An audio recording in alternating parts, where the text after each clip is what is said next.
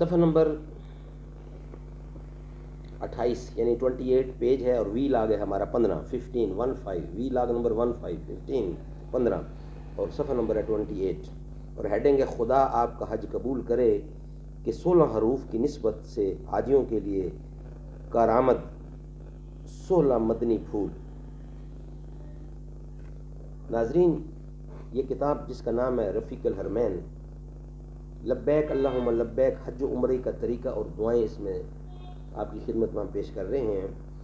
اس میں یہ ہم آپ کو گائیڈ کر رہے ہیں کہ حج اور عمرہ پر روانہ ہونے سے پہلے نیت کیا بنانی ہے، کیا کیا کام کرنے ہیں، کیا کیا سوچنا ہے کہ کن کن چیزوں کو نیکسٹ ٹائم ہم نے نہیں کرنا زندگی میں، اور کیا کیا کرنا ہے، اور کس موقع پہ کون سی دعا اور کون سا عمل، یہ ساری چیزیں تیاری ہے۔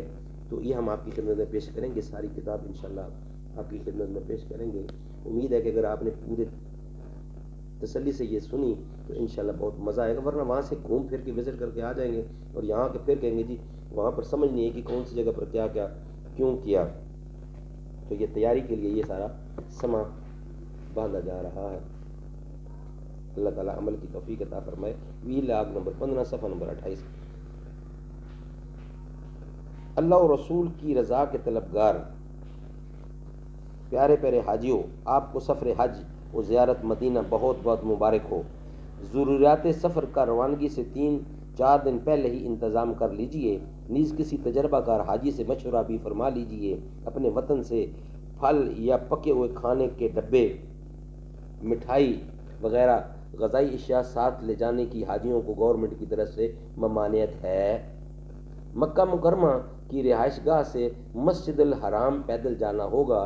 اس میں اور طواف و سعی میں سب ملا کر تقریباً 7 کلومیٹر بنتے ہیں۔ نیز منی، عرفات اور مزدلفہ میں بھی کافی چلنا ہوگا، لہذا حج کے بہت دن پہلے سے روزانہ پون گھنٹہ پیدل چلنے کی ترکیب رکھیے۔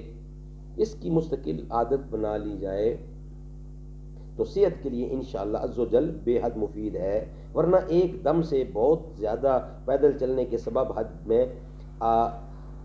حج میں آپ آزمائش میں پڑ سکتے ہیں۔ کم کھانے کی عادت ڈالیے، فائدہ نہ ہو تو کہنا۔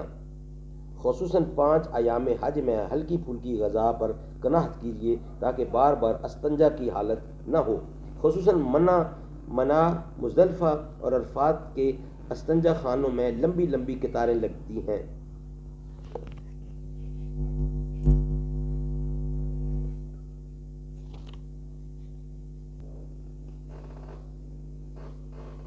اسلامی بہنیں کانچ کی چوڑیاں پہن کر طواف نہ کریں، بھیڑ میں ٹوٹنے سے خود اپنے اور دوسروں کے زخمی ہونے کا اندیشہ ہے۔ اسلامی بہنیں اونچی ایڑی کی چپلیں نہ پہن کر راستے میں پیدل چلنے میں پریشان ہوں گی۔ حرمین طیبین کی رہائش گاہوں کے واش روم میں انگلش کموڈ ہوتے ہیں، وطن سے ان کا استعمال سیکھ لیجئے، ورنہ کپڑے پاک رکھنا نہایت دشوار ہوگا۔ کسی کا دیا ہوا پیکٹ کھول کر چیک کیے بغیر ہرگز ساتھ مت لیجئے۔ اگر کوئی ممنوعہ چیز نکل آئی تو مطار ایئرپورٹ پر مصیبت میں پڑ سکتے ہیں۔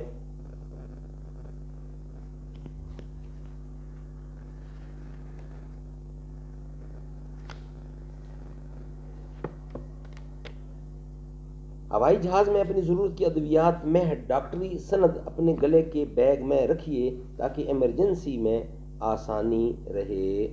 انشاءاللہ بقیہ حصہ نیکسٹ ویلاگ میں آپ کی خدمت میں پیش کیا جائے گا۔ اللہ تعالیٰ عمل کرنے کی توفیق عطا فرمائے۔ السلام علیکم۔